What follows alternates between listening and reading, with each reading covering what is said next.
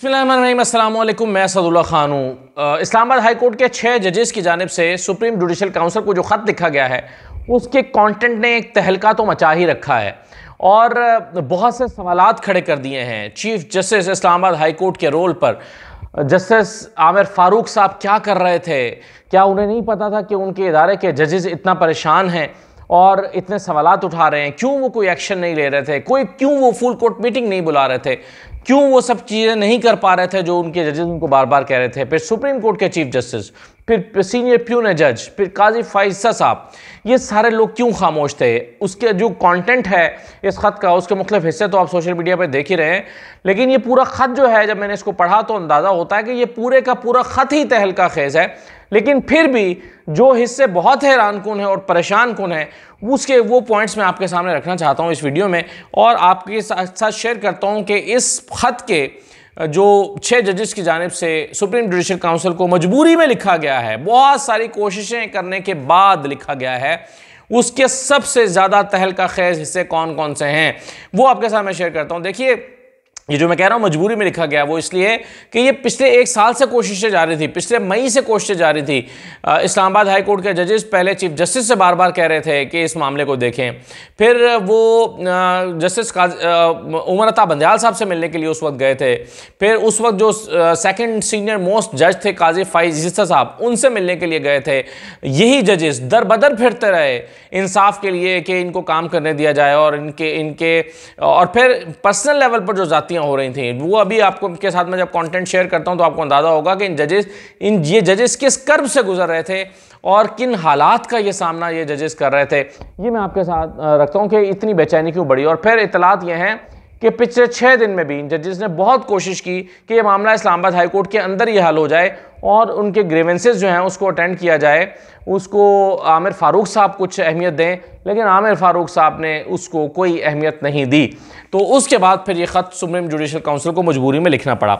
देखिए, इस ख़त में के शुरू में तो पहले 5 पैराग्राफ में तो ये बताया गया है, शौकत सिद्दीकी साहब का हवाला दिया गया है कि शौकत सिद्दीकी साहब को किन हालात में उनके ओहदे से बरतरफ किया गया और उनसे क्या तकाजा किया जा रहा था और शौकत सिद्दीकी को इस्लामाबाद हाई कोर्ट से रिमूव कर दिया गया। उसमें लिखा है कि रिमूव कर दिया गया जब उन्होंने ऐलान किया कि ISI के लोग मुदाखलत कर रहे हैं, यानी जब उन्होंने ये कहा कि ISI के लोग उनमें मुदाखलत कर रहे हैं तो उस वक्त जो है वो उनको रिमूव कर दिया गया।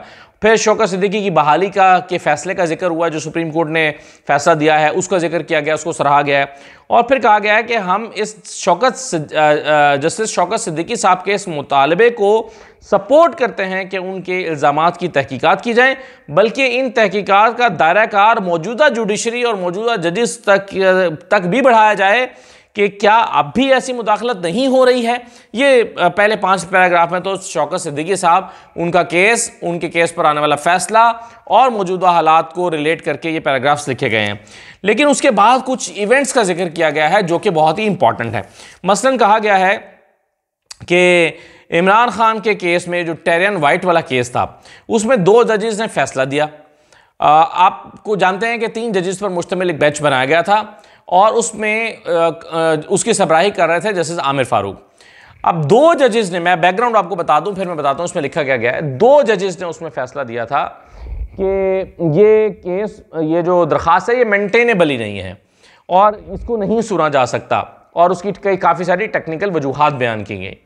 अब ये फैसला जब 2 जजेस ने लिख दिया तो आमिर फारूक साहब इसको जारी नहीं कर रहे थे। जब वो जारी नहीं कर रहे थे तो फिर एक दिन हुआ ये कि दोनों जजेस का ये फैसला जो है वो सुप्रीम कोर्ट की वेबसाइट पर जारी कर दिया गया। जब वेबसाइट पर जारी कर दिया गया कि ये मेंटेनेबल नहीं है तो आमिर फारूक साहब ने उस फैसले को वेबसाइट से हटवा दिया और फिर बेंच तहलील कर दिया। हालांकि जब एक दफ़ा बेंच तश्कील पा जाता है तो चीफ जस्टिस भी, कानून के मुताबिक चीफ जस्टिस भी उस बेंच को तहलील नहीं कर सकते जब तक कि कोई एक जज रिक्यूज ना कर ले। जब कोई जज रिक्यूज करेगा तो बेंच तहलील हो सकता है, जब बेंच बन जाए फिर वो तहलील नहीं हो सकता। ये पावर्स चीफ जस्टिस के पास भी नहीं है, लेकिन इसके बावजूद चीफ जस्टिस, और फिर फैसला आने के बाद तो बिल्कुल नहीं हो सकता, पहले भी नहीं हो सकता। यानी अगर समाअत चल रही है तो चीफ जस्टिस समाअत के दौरान जब उनका दिल चाहे बेंच तहलील नहीं कर सकते, और फिर जब फैसला महफूज हो गया और फिर फैसला सुना दिया गया उसके बाद बेंच तहलील कर रहे हैं। तो ये एक ऐसी अनहोनी बात थी। इसके लिए अब इसमें लिखा गया है कि इमरान खान के इस केस फैसले में टेरियन वाइट का जिक्र नहीं किया गया, बल्कि वो लिखा गया कि फ़लाँ वर्सेस फ़लाँ जो है वो उसमें 2 जजेस ने फैसला दिया, 2 जजेस पर ISI ने दबाव डाला। जजेस ने यहाँ तक कि जजेस को, ISI का नाम मैं इसलिए ले रहा हूँ क्योंकि इस लेटर में उसका ये नाम लिखा गया है। फिर वो कह रहे हैं कि जी जजेस ने को अपने घर पर, यानी वो इतने खौफजदा हुए, उन पर इतना दबाव डाला गया कि अपने घर पर इजाफी सिक्योरिटी उनको लेना पड़ी। एक जज को तो हाई ब्लड प्रेशर की वजह से अस्पताल में दाखिल होना पड़ गया, ये उन्होंने लिखा है। फिर वो कहते हैं कि ये मामला chief justice Islamabad high court के इल्म में लाया गया और 6 जजेस उस वक्त के चीफ जस्टिस ऑफ पाकिस्तान से भी मिले और उन्हें सब कुछ बताया। चीफ जस्टिस ने कहा कि उन्होंने पहले ही, चीफ जस्टिस पाकिस्तान ने कहा कि उन्होंने पहले ही DGC से बात कर ली है, अब मुदाखलत नहीं होगी, मगर मुदाखलत फिर भी जारी रही।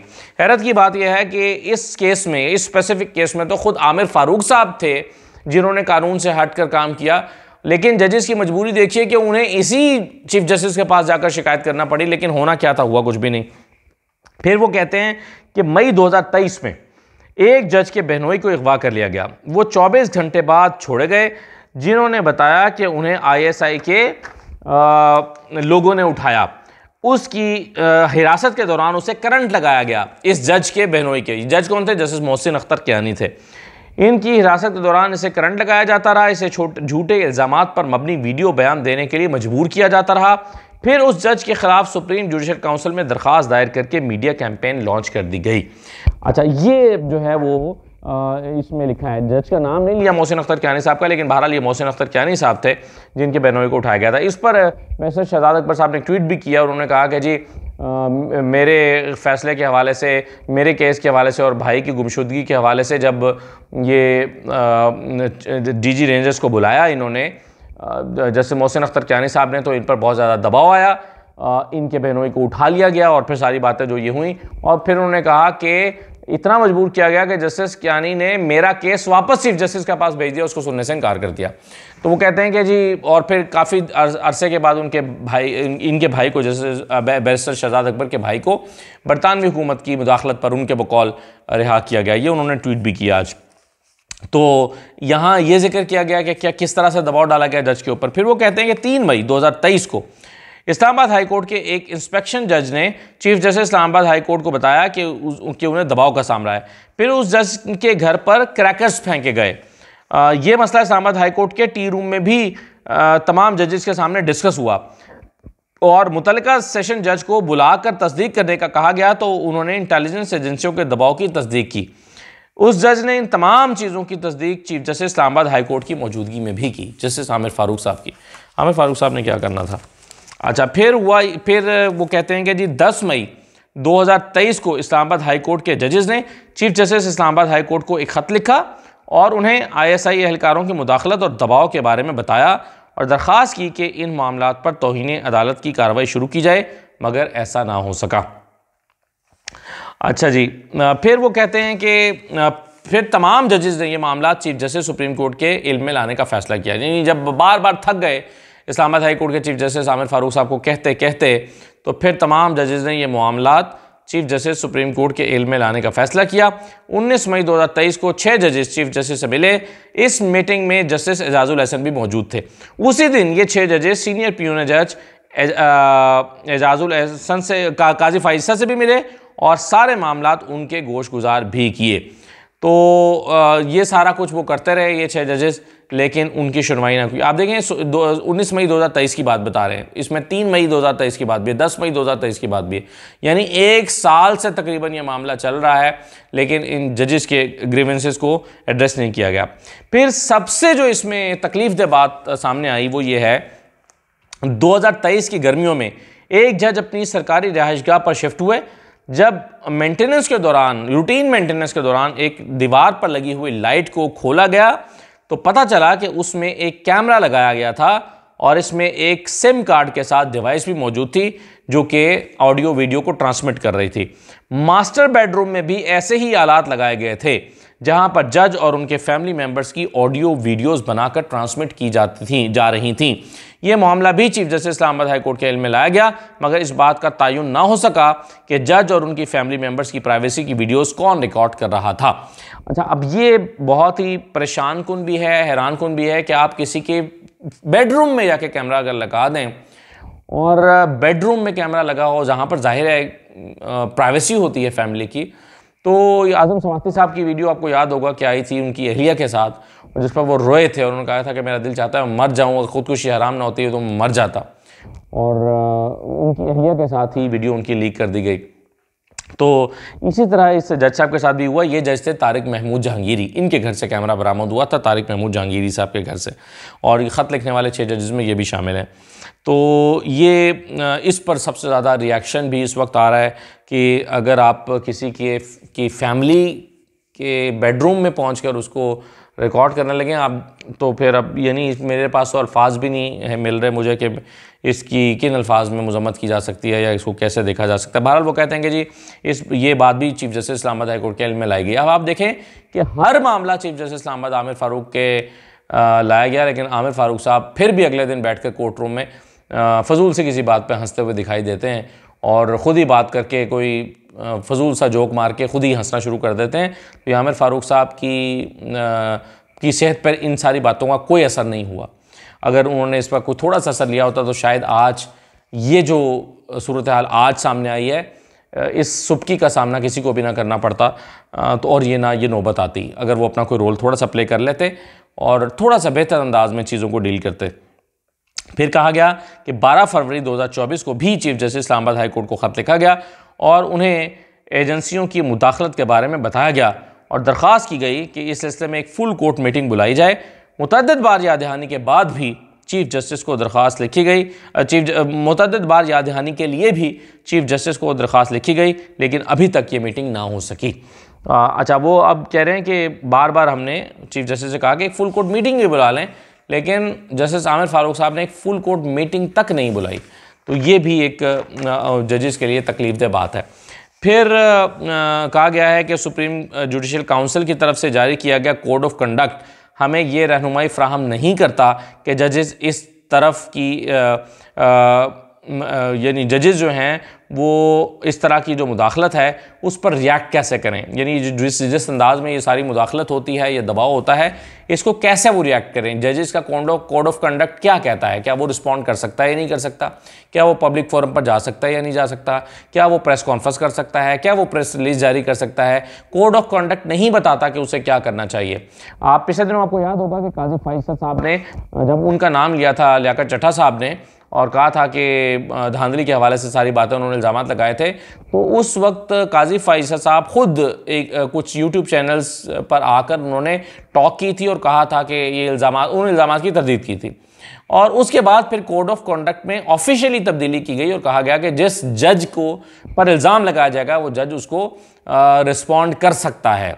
लेकिन जाहिर है अभी ये बिल्कुल रीसेंट बात है, तो उसमें लिखा गया कि जी हमें जो जारी किया गया कोड ऑफ कंडक्ट उसमें नहीं बताया गया कि जजेस इस तरह की जो मुदाखलत है उसको कैसे रिस्पॉन्ड करे। जाहिर है अगर जज के ऊपर इल्ज़ाम लगाया तो उसके लिए तो कह दिया गया कि वो रिस्पॉन्ड कर सकता है, लेकिन ऐसी मुदाखलत को वो रिएक्ट कैसे करे। और वो कहते हैं कि ये भी वाज़ेह नहीं है कि जजेस इस तरह के शिकायत के सबूत कैसे फराहम करें। अभी मैं कुछ जर्नलिस्ट को देख रहा था जिन्होंने खैर हर हाल में इसी तरह की बातें करनी होती हैं, वो कहते हैं अगर ये सारे जजेस से सबूत मांगे जाएँ और अगर ये सबूत ना फराहम करें तो इनको फिर कटहरे में लाया जाए या इनके खिलाफ कार्रवाई की जाए। तो बिल्कुल की जाए सबूत। अब ये तो खुद सवाल उठा रहे हैं कि जजेस इस तरह की शिकायत के सबूत कैसे फराहम करें, हमें पता नहीं है। फिर उन्होंने कहा कि हम दरख्वास्त करते हैं, आखिर में कहा कि दरख्वास्त करते हैं कि सुप्रीम जुडिशल काउंसिल इन शिकायत का इजाला करे और उस पर इंक्वायरी करे और तफ्तीश करे और सारी बातें उन्होंने की हैं। लेकिन अब इसमें जो बुनियादी सवाल पैदा हो रहे हैं वो ये है कि अब तक जो दिए गए फैसले हैं अदालतों के, क्या फिर वो मशकूक नहीं हो जाते, यानी जब दबाव है जजेस पर, अदलिया पर।